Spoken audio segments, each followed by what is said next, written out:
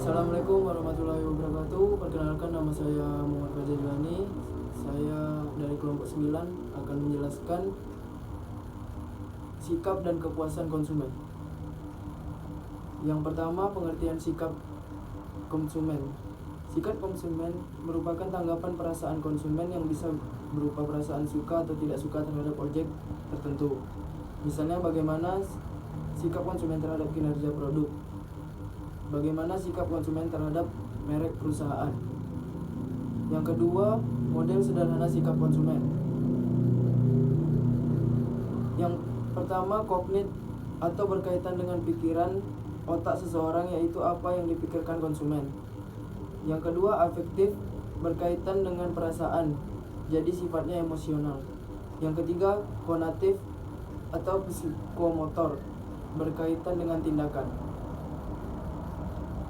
Yang ketiga, model multi atribut sikap dibagi menjadi 3, yaitu yang pertama model sikap terhadap objek, model sikap terhadap perilaku, dan yang ketiga model teori tindakan berurusan. Yang keempat, karakteristik konsumen sikap dan belanja online. Karakteristik konsumen didasarkan pada yang pertama demografik, yang kedua preferensi pembelian produk, yang ketiga persepsi manfaat produk bagi konsumen, dan yang keempat gaya hidup konsumen. Yang kelima, nilai konsumen. Nilai konsumen adalah perbedaan antara nilai total konsumen dengan total biaya yang dikeluarkan konsumen dari pemasaran produk. Kepuasan konsumen bergantung pada kinerja produk dan harapan konsumen. 9.6 Kepuasan konsumen. Customer satisfaction atau kepuasan konsumen atau pelanggan adalah evaluasi atau penilaian seseorang berupa perasaan senang ataupun kecewa yang terjadi pada purna beli setelah membandingkan antara apa yang dirasakan dengan harapan-harapannya terhadap produk atau jasa yang telah digunakan. 9.7 Memberikan nilai dan kepuasan pelanggan. Jika kinerja berada di bawah harapan, maka pelanggan tidak puas, dan jika memenuhi harapan, maka pelanggan akan puas. Dan jika kinerja melebihi harapan, maka pelanggan akan amat sangat puas dan kembali lagi untuk membeli produk yang dihasilkan oleh perusahaan tersebut. Teori kepuasan konsumen. Nah, kepuasan konsumen juga dilandaskan adanya teori kepuasan. The aspects disconfirmance model, yaitu model yang menjelaskan proses terbentuknya kepuasan atau ketidakpuasan konsumen. Nah, yang mana menjadi dampak perbandingan antara harapan konsumen sebelum pembelian dengan yang didapatkan setelah melakukan pembelian, di mana hasil perbandingan tersebut dapat dikelompokkan menjadi diskonfirmasi dan konfirmasi. Teori ini dikemukakan oleh seorang ahli ekonomi, Sumarwan.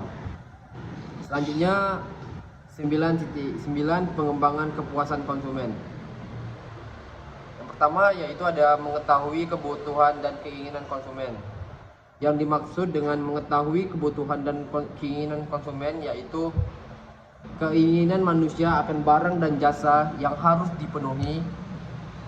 Contohnya aja seperti ini, pelanggan adalah orang atau perusahaan yang menggunakan barang atau jasa yang ditawarkan oleh penjual. Kebutuhan pelanggan adalah keinginan seseorang atau lembaga akan barang atau jasa yang ditawarkan oleh penjual secara berkeseimbangan. Nah, selanjutnya ada mengetahui proses pengambilan keputusan dalam membeli. Yang dimaksud dengan keputusan dalam membeli yaitu proses keputusan pembelian merupakan proses di mana konsumen melewati 5 tahap, yaitu adanya pengenalan masalah, pencarian informasi, evaluasi alternatif, keputusan pembelian, dan perilaku pasca pembelian yang dimulai jauh sebelum pembelian aktual dilakukan dan memiliki dampak yang lama. Selanjutnya yaitu membangun citra atau image. Secara sederhana diartikan bahwa dalam proses kehidupan kita selalu mempunyai cita-cita atau tujuan lah, agar hal yang ingin kita raih dapat terwujud. Salah satunya yaitu kita harus mencoba dan memahami bahwa ini sebenarnya mau dicitrakan seperti apa dan itu akan bergulir seiring berkembangnya waktu. Selanjutnya ada membangun kesadaran akan pentingnya kepuasan pelanggan. Nah, untuk semakin akrab dengan pelanggan, biar pelanggan pun akan merasakan puas dengan terhadap produk yang kita punya, kita memberi atau beri pelayanan yang terbaik, seperti memberikan giveaway, peduli dengan hal kecil, pasang harga yang menarik, dan memberi diskon,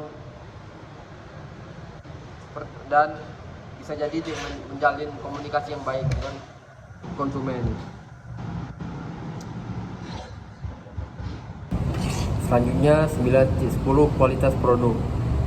Kualitas produk adalah kondisi fisik, fungsi dan sifat suatu produk baik barang atau jasa berdasarkan tingkat mutu yang diharapkan, seperti durabilitas, reliabilitas, ketepatan, kemudahan pengoperasian, reparasi produk serta atribut produk lainnya dengan tujuan memenuhi dan memuaskan kebutuhan konsumen atau pelanggan.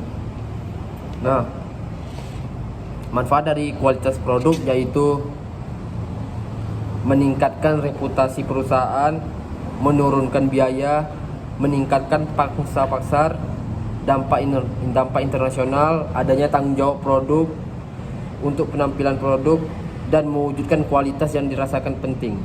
Nah, tujuan dari kualitas produk yaitu produk adalah suatu faktor penting yang mempengaruhi keputusan setiap pelanggan dalam membeli sebuah produk. Semakin baik kualitas produk, maka akan semakin meningkat minat konsumen yang ingin membeli produk tersebut. Demikianlah hasil dari presentasi dari kami. Lebih dan kurang saya mohon maaf. Wassalamualaikum warahmatullahi wabarakatuh.